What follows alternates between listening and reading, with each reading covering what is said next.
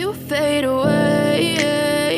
আকাশের ওয়েদারটা একবার দেখো কি মারাত্মক বাজে হয়ে আছে, মাথার মধ্যে না ঝমঝম করে বৃষ্টি নেমে যায়, বাট এটা খুব একটা বেশি ইম্পর্টেন্ট কাজ আছে, তাই আমাদেরকে খুব বেশি করে যেতেই হবে। যদি বৃষ্টিও আসে তাও আমাদেরকে যেতে হবে। যাই হোক, বিশ্ববাংলা গেটের কাছে দাঁড়িয়ে আছি, ভীষণ জ্যাম ছিল যেহেতু টোটোতে যাচ্ছিলাম।